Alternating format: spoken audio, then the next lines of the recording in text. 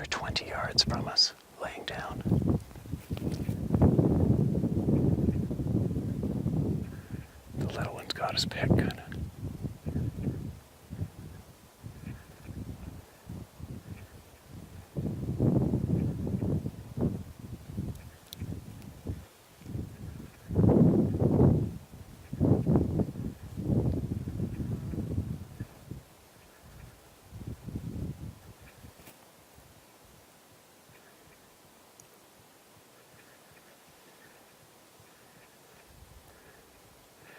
Wind is just skimming them.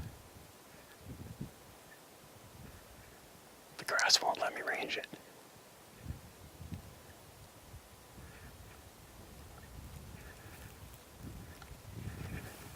Wind. Tape it. Get comfortable so you don't have to move. Don't move. Don't move.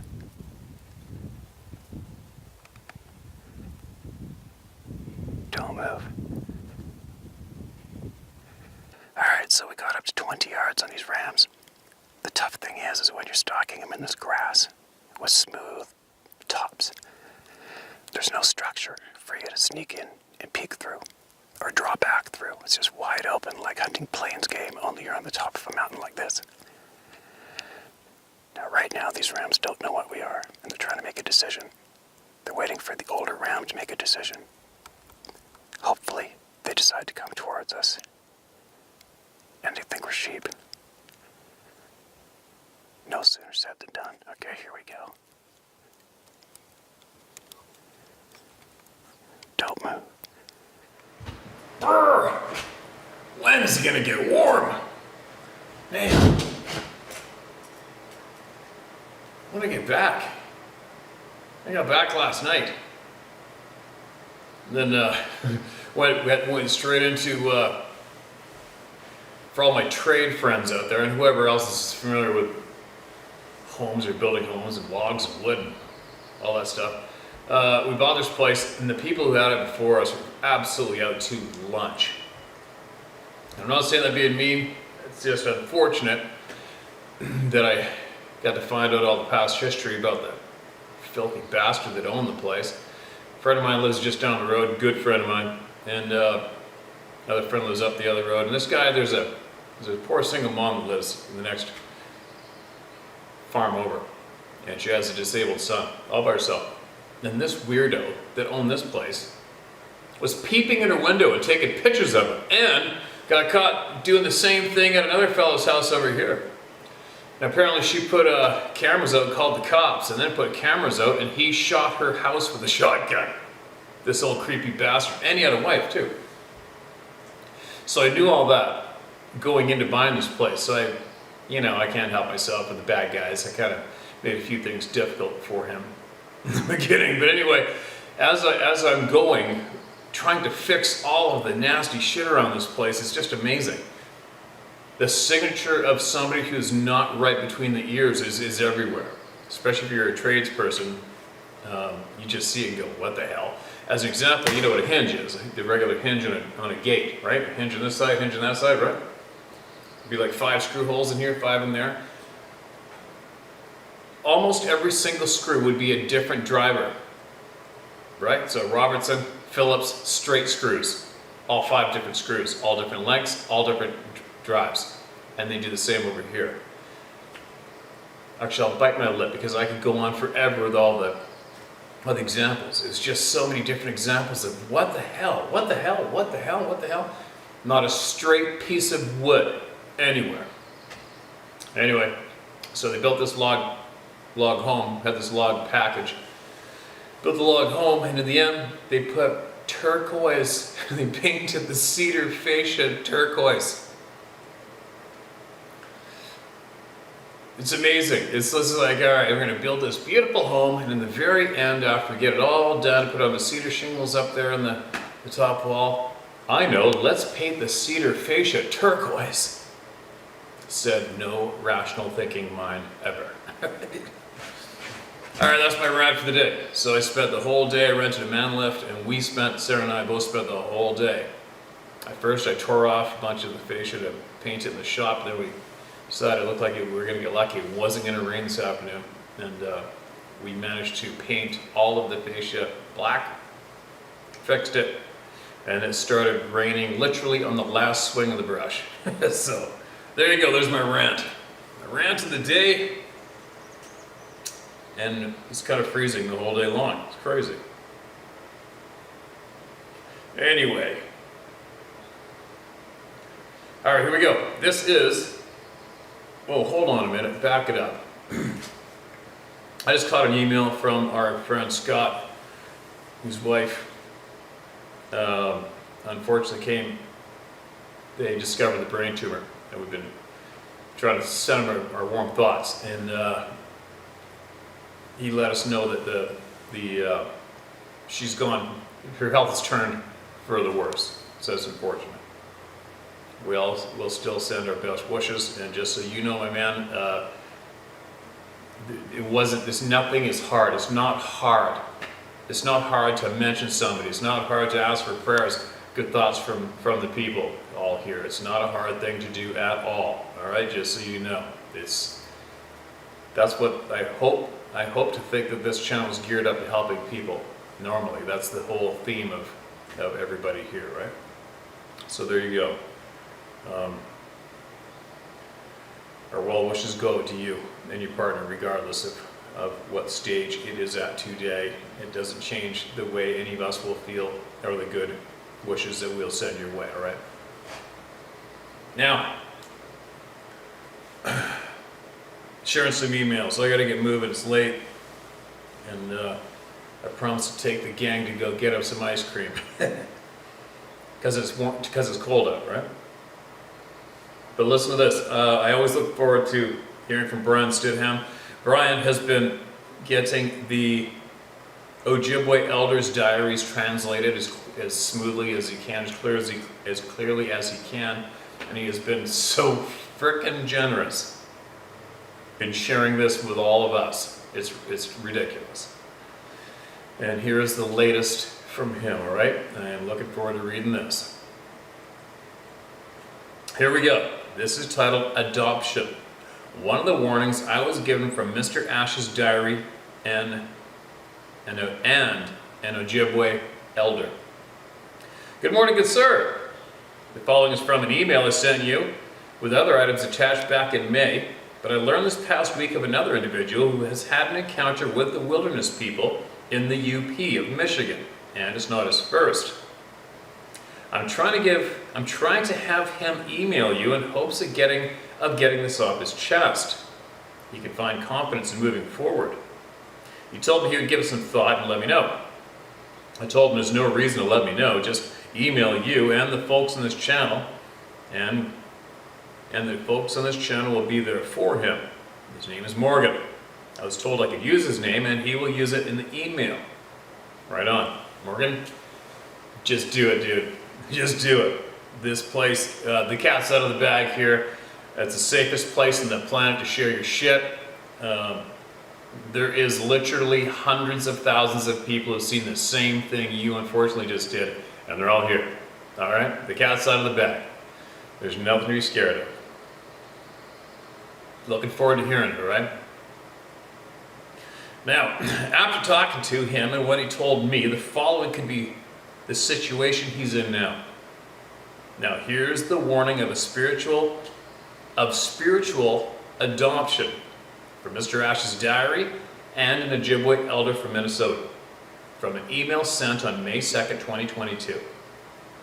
Quote, I had a long conversation with an Ojibwe elder in Minnesota that enlightened me on a question that myself and many others have made reference to on your channel. I've heard many make a reference of being tagged or marked by the wilderness people. It can be a lot deeper than that. The elder told me that the Sabe can / have and will adopt individuals. They see something in her character that they like or worse dislike and adopt as spiritually. They learn to know all about those they adopt by seeing their soul, as it was told to me. Excuse me. So, what happens when we're adopted? We're introduced to the whole family as a new member of the family. Now, as we know, not all families are Ozzie and Harriet. We can have some relatives that are not the best of human beings. We can have a crazy uncle, or a lush aunt, or a total asshat for a stepfather. In other words, every family is going to have some members we learn to keep our distance from. It's the same way the Sabe act towards those they adopt. Most folks will never know of this new family member. The Sabe will watch over them from afar like guardians. Others will let their presence be known to the individual by a sound, letting the adopted member see them. And many of the Ojibwe and others who have seen these people have stated they have seen them in dreams, or have closed their eyes to go to sleep and see the eyes of Sabe staring at them. It's as though they're right in front of you, staring deep into your eyes. And some have described it as staring into their soul. With folks writing in that believe these people follow them, there may be a lot of facts there in their statements. It's not that the Sabe that adopted you is following them. It could be the asshole cousin that knows who you are and couldn't care less if you live or die. It's not just the Sabe the elders spoke of either, but also the little people. They too will adopt us. In most of these instances, you will never know your little family members following you in the woods unless you're lost and call on them for help. The Ojibwe elders have said that the Anishinaabe, this word means the people or the first people. It's how the Ojibwe describe themselves. The Ojibwe have 4 languages: spoken, written, pictograph, and the mind language. The Ojibwe speak to the spirits through their mind, like the way we silently pray. So, in order to call on the Sabe or the little people when we need their help, what needs to be done is to call upon them in our minds with humility, honesty and sincerity. And it said, they will hear us and come to us in a time of desperate need. I told you this is deep. I told the elder of the mental midgets knocking on trees and roaring into the night, and after a few derogatory words about their mental stability, the elder said they could be calling their own demise. To make Sabe or little people pissed at you, and as they see it, idiots mocking them. It can become a tormenting situation for those numbnuts. I would not want to tempt fate and piss off these people of the woods that they may see us as a nuisance and a tick on the ass of life and pop my head like a balloon. No shit. Now, for those who have seen and know these people are here and have continuing occurrence with these people, you can have no better friend to watch over you. For the most part, those that are adopted, they will never know an 8 to 10 foot being is watching you as soon as you enter the woods. You could walk through the entire forest and not feel them. And then again, you could be walking through the woods and you know you're not alone as they give us a touch on our soul. The words of the elder. Let me read that again. Then again, you could be walking through the woods and know you're not alone as they give us a, quote, touch on our soul, end quote. The words of the elder. The sense of dread, the uneasy feeling of being watched, have something thrown towards you but not directly at you. It's a kindred warning. There's something there or someone you're being warned about. Maybe it's the crazy uncle or worse. That kind of makes sense, doesn't it? Those that are adopted due to their own nefarious tendencies, I will pray for them. If they see an individual as a poor excuse of a human being, well, who knows what may happen. I'm willing to bet it won't be good. I ask if there is a respectful way of learning if I had been adopted, what can I do to acknowledge them and basically just say hello and thank you for watching over me? I was told to bring an offering of tobacco and sweetgrass to the forest and lay it where it can be seen. And if they are not there at the time, but should I feel they are there, I need to present the offering with a sincere thank you for being here. I will never cause you harm or disrespect, and I can ask for you to do the same towards me. I was also told I should give an offering every time I hunt. to make it known to them that I'm here to feed my family and myself. I'm not here to be cruel or impede on you. Please help me if you can. Once we're adopted, the entire family will know about us. No matter if the crazy uncle or asshole stepfather is in Ontario and one is in BC, the family knows where family members are. How interesting is this? Huh? Every one of these emails from Mr. Ash is very, very frickin' interesting. I'm planning to have another conversation with the same elder next weekend. I want to ask why some of the wilderness people despise canines. I have my own theory, but when it comes to these people, the old saying, theories are like assholes, some are bigger than others. I see what Mr. Ash meant when he wrote, I'll receive many warnings when it comes to these people. It's about learning respect for them, and that's hard as hell when the world is being told they're just a myth. Sadly, when some finally learn the truth, it's the last lesson they ever learn. I'm still working on the translation of these diaries. When I have completed doing so, I'm going to share it with all the public. I do not believe in profiting on knowledge. I'm not a writer, and writing a book could drive me crazy. My hat's off to you for doing so. Those who have ears to hear and eyes open to fact and not indoctrination, as you say, take from it what you will. We have been asking the wrong people for information about the Sabbath. The original copies of these diaries I'm giving to the Ojibwe. Their younger generations need to be taught. The truth has been with us the whole time. It's the native elders and native people of the land. Oh my God, thank God you're doing that. That makes me do like a jumping jacks, jump up and down. Fucking rights. Good move. It all starts with the kids. It doesn't matter, native, it doesn't matter. Any change for the better starts with the children at this point of the game. It's the only way. It's the only way. Thank God you're doing that, man. I applaud you big time. There's so much more to come. Take care up there. Just remember, if you know they're there and feel them, tell them your intentions. They know what they are already. They know what they are already. But coming from you solidifies your heart. Take care and have a safe journey. Sincerely, Brian Stidham. Mitakuye Oasis.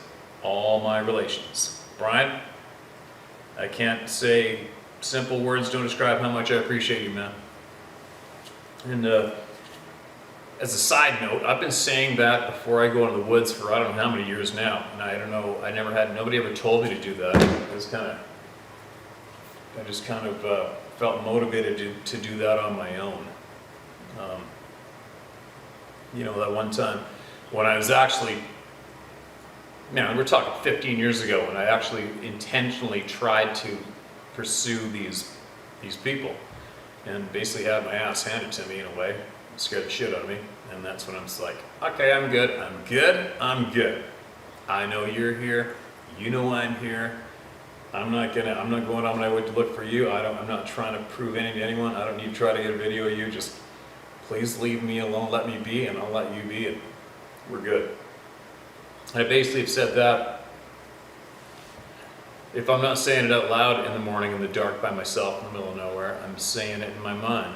And I've been doing that for a long time.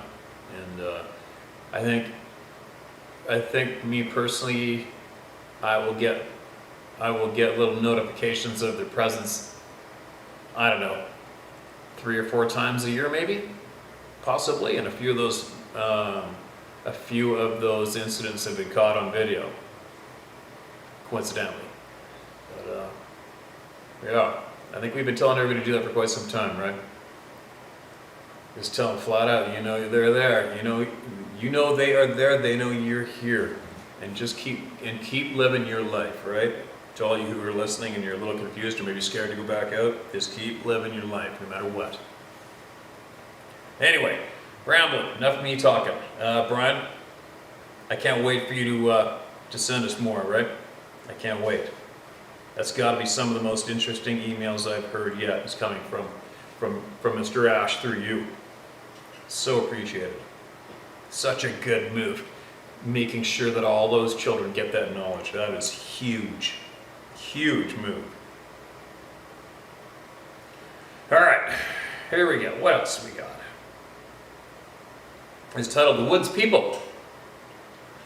Hi there, Steve. Just want to tell someone about my experiences at my farm in Tennessee. I just want to tell what's been going on over here the past few years. I don't feel like I can really have a discussion with any person I know about it. You know, the way friends sit around a table and just accept what you're saying? Yeah, there's no person I can chat with. I just more or less like to tell the stories and get it out there. You're at the right place, and you got a pile of good friends right here's a little rep. These beings, as you describe, or woods people, as I've started calling them, are ranging through my farm. I've not seen one, my son has, but it may not be long before I do too. The background of my place is that I'm building an off-grid house near Norris Lake in Tennessee. I have solar panels, and I don't really believe in lighting the place up like a runway at night. I live in a cabin till the house is done, and at night I appreciate the stars being visible. I like to do things naturally without scabbing up my land. And one of my hobbies is foraging in the forest for wild food. There's something to eat out there basically all year, and given the climate, forest is like a rainforest in the summer. I've identified places where there is reliable food available at different times of the year. The nutrition that you can get from plants that are deep-rooted and growing in the forest soil is pretty amazing. I raise my own meat, chicken and sheep, and occasionally get deer meat from the friends who hunt. I'm up there a lot. I'm happiest when I'm outside. But anyhow, here's a list of the things that have happened in the past 3 years. Number 1. My oldest son, about 12 years old, 3 years ago, popped his head out of a deer blind window to look up the hill. It was on the neighboring farm property, and there's a hill about a half mile away, and he saw a large, dark, human-like figure striding across the hayfield and dirt road going up the hill. He immediately said it was Bigfoot. The family friend that was with him acted like he was crazy. He said it was too big to be a human and pretty much dark all over.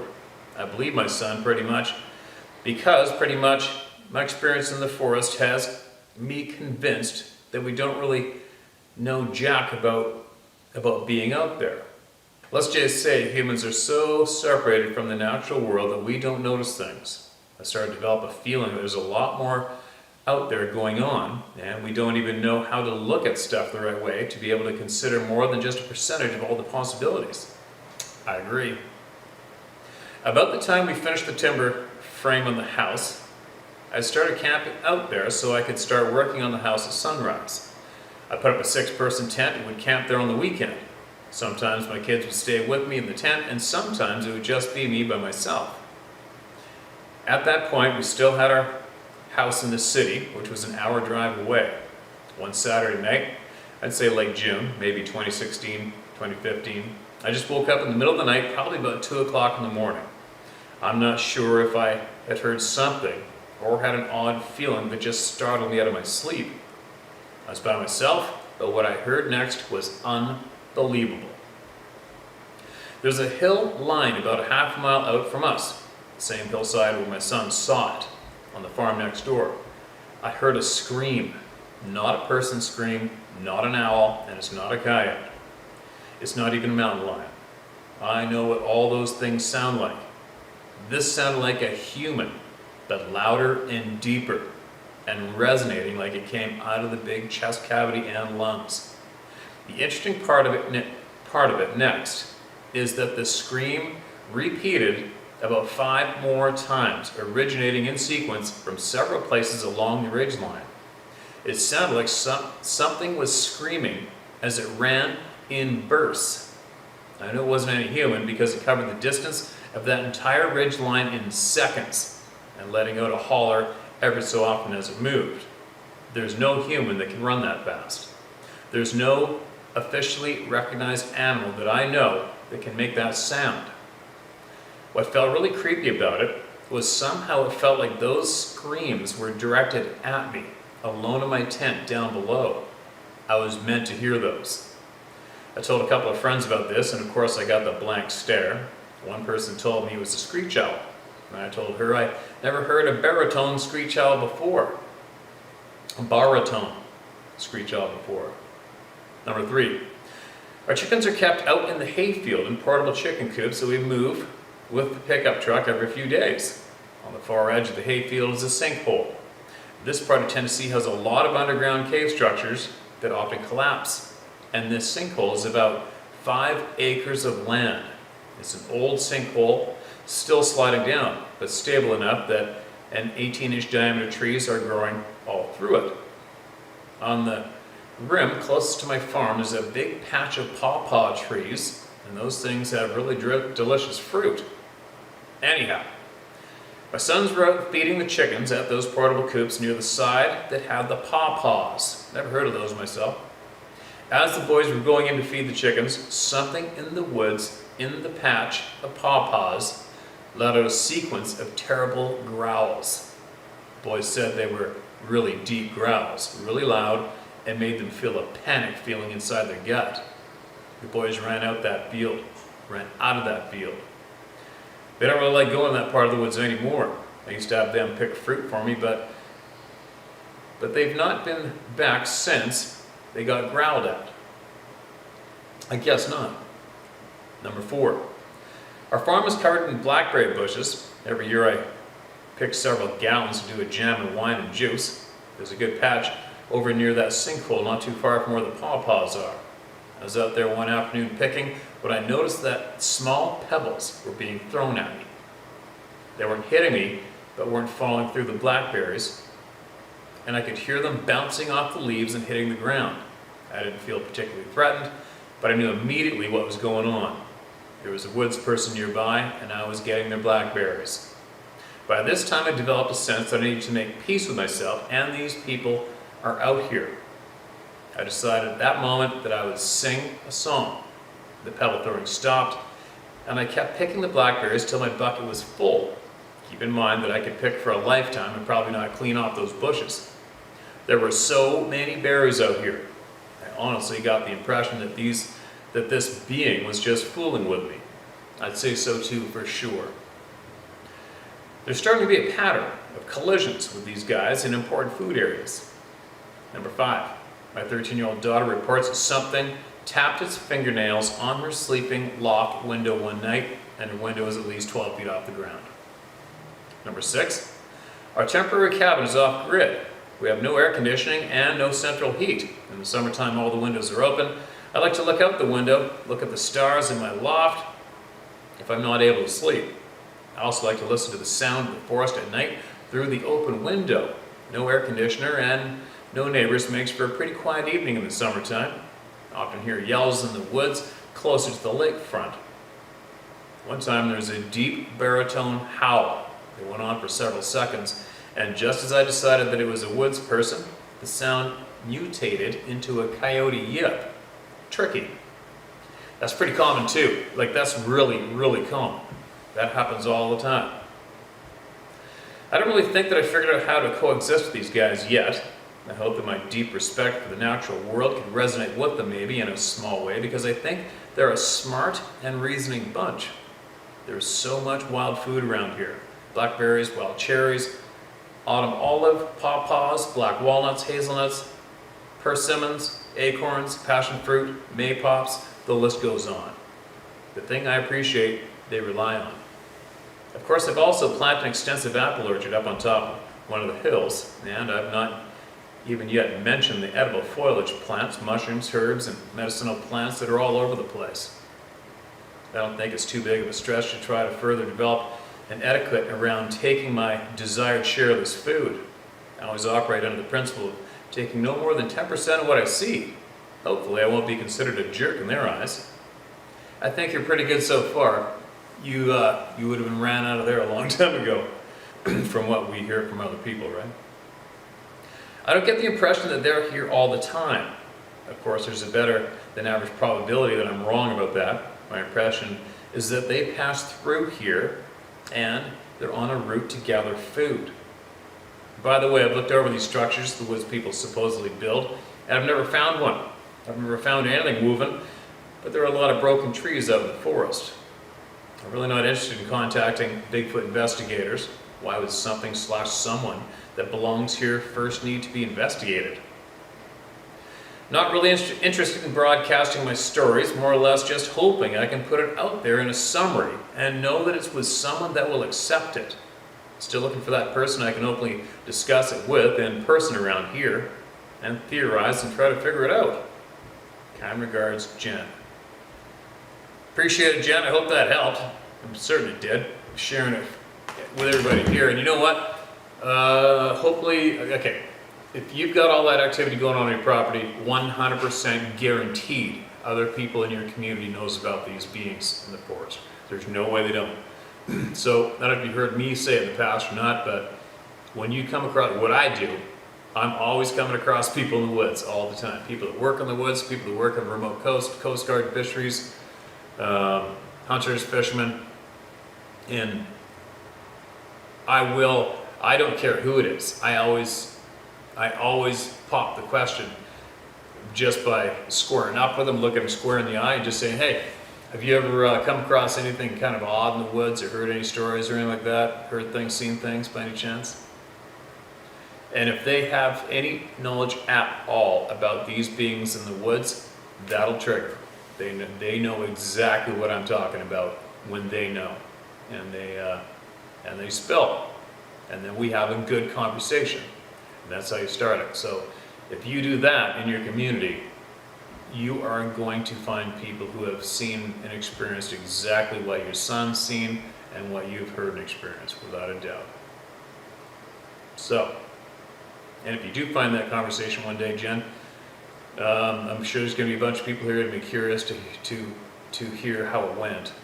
And yeah, I'm sure maybe possibly there's probably a good chance of the people in your community who are aware are probably watching this channel. And if they are, maybe you want to drop a comment in the comment section below in this video and direct it at Jen. And maybe you could all link up sometime and have a good conversation, possibly, right?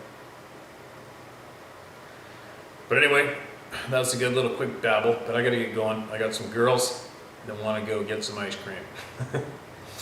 Then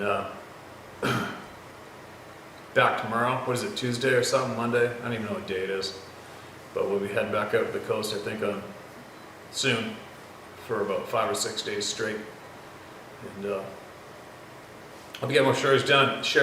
And another thing I'm thinking about I might possibly do is, I don't know why, but as soon as my buddy told me about seeing that Sasquatch in the Walbran, he said it's had its hands on top of the stump, right behind a big fir stump in a clear cut, looking at him over the stump.